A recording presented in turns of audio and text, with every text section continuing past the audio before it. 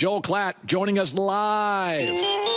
Got Purdue at Ohio State this weekend. So I was saying this with J-Mac. He rolled his eyes at me. I said, obviously Ohio State's good. I'm not that. But there are teams, the more I see of them, the more I like them, Oregon. And the more I see of them, the less I like them, Ohio State. So first, Oregon game. Where's the defense? Nebraska game. Where's the run game? This game, I came to terms with Will Howard. It was okay. I don't know. That's interesting. I took a totally different takeaway to that game. I actually saw a team that I like a lot more because the one specific question that I had for them was about their offensive line. And then they just lined up with about 5 minutes to go on their own 1 yard line and ended the game with the ball. So to me, that was what was so impressive. And I think Will Howard probably played, if I was being honest, I think he played his worst game of the year. And yet he was still in there swinging. So his mindset, his toughness, Ohio State's going to be tough to deal with. Colin, let's not forget that they have Oregon dead to rights and an offensive pass interference flag gets thrown.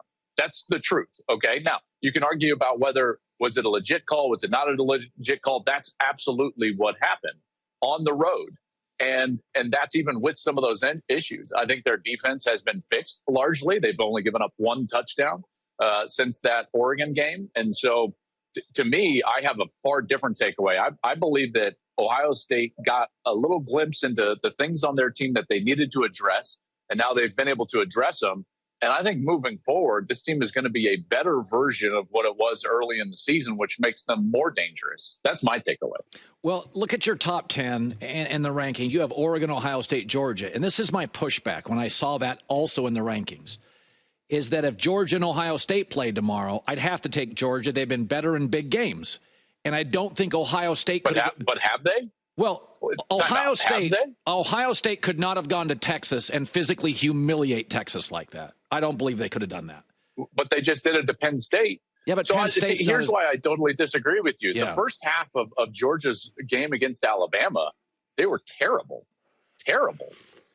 Beck throws a bad interception to lose the game. And offensively, Georgia hasn't shown the ability to own anybody. Colin, legitimately anybody. Beck has thrown 11 interceptions in his last 4 or 5 football games. That's far too many. If you go back to the Texas game, here's what actually happened. Georgia's offense gained less than 300 yards, and their defense gave them a short field 4 different times during the course of that game. They built a 23-0 lead. That's what happened in that game.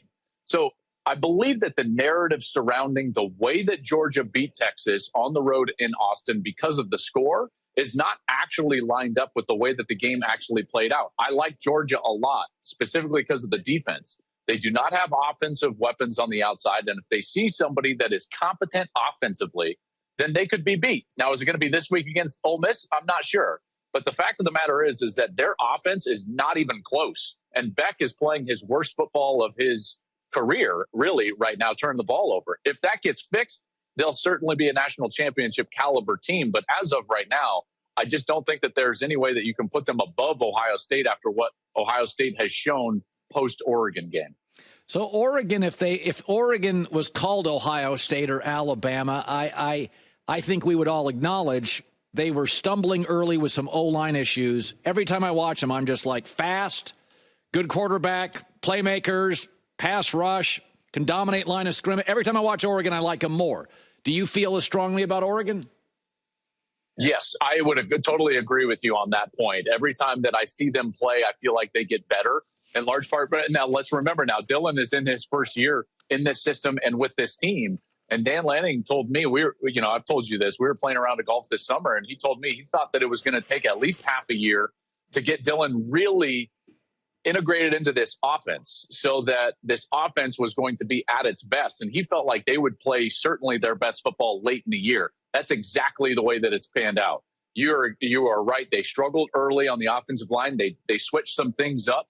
They moved some people around. They found the right pieces. And now they've been largely unstoppable. Their combination of dynamic, fast, athletic defense and speed, in particular at the skill position spots on offense, is really tough to beat. Yeah. In particular, when you can run the football and play well at the offensive line. I'm And I've told you this for a long time. Like I'm a big Dan Lanning believer, and I think this Oregon team is quite good. Yeah, and a really fun to watch. A lot of speed. Everybody, a lot of California kids who can run. It's fun, a lot of skill.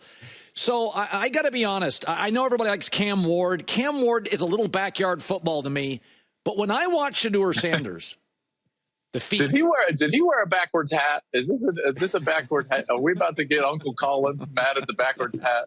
I'm just saying, when I watch Shedeur Sanders, the feet, his accuracy, I'm telling you right now, I think he's completing 80% of his throws in the last 4 games.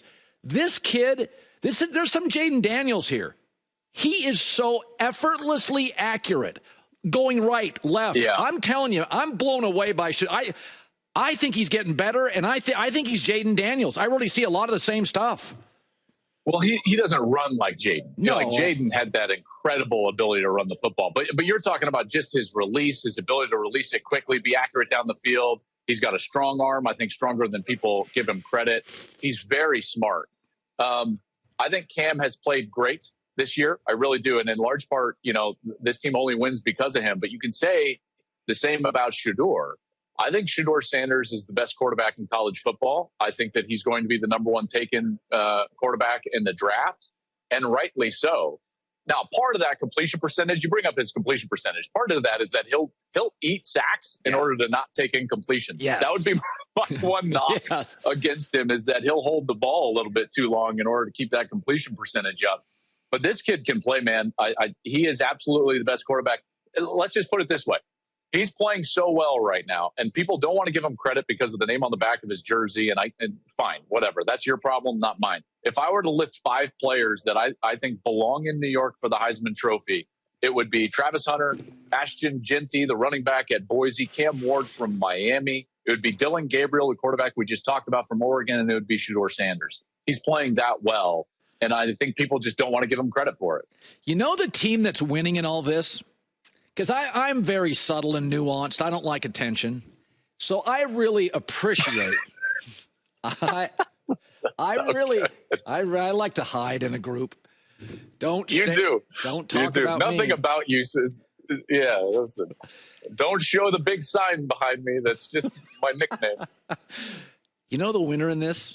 Nobody's talking about Texas. They got blown out. Everybody sold their stock. And here's little old Texas quietly with no pressure. They're overrated. They got crushed. Interesting. I think Texas is interesting. Because, by the way, anytime Texas is good, they get way too much attention. And that just took. That's true. And right now they're not getting any. And I think this team is I still think it's the most talented team in the country. Talent, Texas. So would it shock anybody, because everyone's like, oh, Georgia thumped them. But I already went through that with you earlier. Yep. Part of the issue with Texas is the way the Georgia game played out, with all those short fields for their offense. And then also the fact that their 2, quote unquote, marquee wins, Oklahoma and Michigan, those teams have fallen off the face of the planet. So that's what's led to no one talking about them. And yet, Colin, would it surprise you if I told you that Texas right now probably has the best defense in the country? Wow. And you can say that either statistically or on film. They have yet to give up 300 or more yards in a game. Did you know that? No, I did not know that. See, so this is the point you're trying to make, and then I'm backing up, is that their fundamentals on the defensive side, on the offensive skill position, their offensive line, it's still there. They played a terrible game at quarterback. They made a lot of mistakes at home and gave Georgia a short field. I don't believe that those mistakes will happen again. And if I had to make kind of my prediction, I still think Texas makes it to the national championship game. Yeah. I still think they're better than Georgia. I still think that if they got to the SEC championship game, they would beat Georgia. Yeah. Now, all the dog fans are going to be, so mad at that, but that's what I believe. Yeah. So do I. I think Ohio State's going to meet Texas in the national championship. That's what by the way, I say that right now I'm selling Ohio State stock. I may change my mind. Finally, I was going to say that's a far cry from the way you started this entire interview, because I believe the way you started this entire interview was every time I watch Oregon, I'm more impressed, and every time I watch Ohio State, I'm less impressed. I know. I feel like I'm Mugatu here. Am I taking crazy pills, or was that said on this interview? Listen, we got a long way to go. We got a 12-team playoff. I predicted before the season Oregon would beat the Buckeyes the first time and lose later. You did. I did. You did. You did. Finally, listen. I have a certain radar. I can see through frauds. You guys are all telling me Indiana, and I'm like, come on. It's a nice story.